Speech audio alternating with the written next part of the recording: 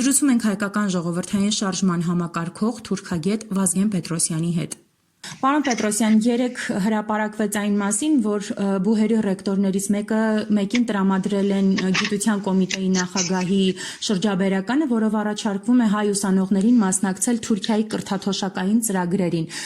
Կխնդրեմ ասեք, սա ինչ է իրենից ենթադրում, ինչ է նշանակում եւ ինչու ենք մեր ուսանողներին ուզում ուղարկել Թուրքիա սովորելու։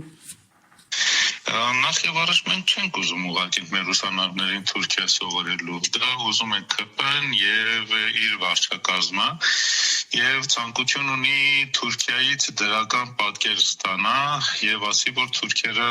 այն հին գազան թուրքերը չեն, որ կոտորել են 1.5 միլիոն հայերին, որ նույն թուրքերը չեն, որոնք կոտորեցին Բաքվում ու Շուշիում հայերին, որ նույն թուրքերը չէին, որոնք որ 2020 թվականի պատերազմի ընթացքում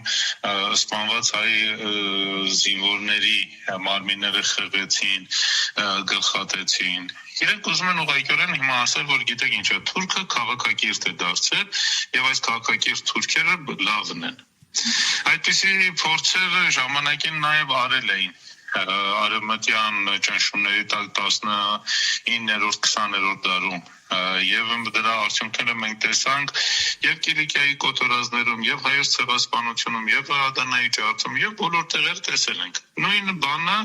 այսօր փորձում են անեն Նիկոլի ձեռքով, Նիկոլի իշխանության ձեռքով։ Արդյունքը նույնն է լինելու։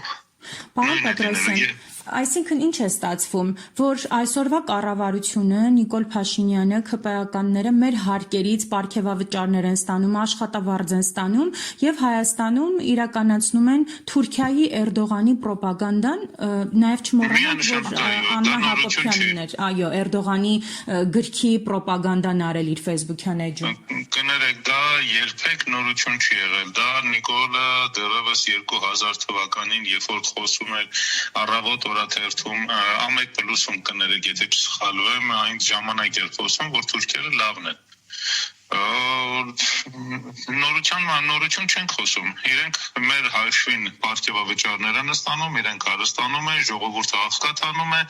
եւ աղքատացած ժողովրդին մղում են, որպեսզի եթե իր թշնամու հետ, ողերին թշնամու հետ բարեկամություն անի։ Իսկ հետևանքը ինչպիսին է լինելու, մենք իսկապես կարողանանք բարեկամություն անել։ Ցեղասպանություն։ Նախորդ բոլոր փորձերի արդյունքը ավարտվել է ցեղասպանությամբ։ Բոլոր փորձերի արդյունքը եղել է ցեղասպանություն, սա էլ է լինելու դա։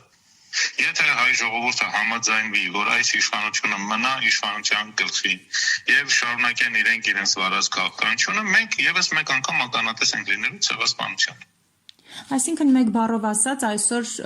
քաղաքացիական պայմանագիրը Փաշինյանի գլխավորությամբ մեզ տանում է նոր կոտորածի։ Միանշանակ այո։ Շնորհակալ եմ մեկնաբանության համար։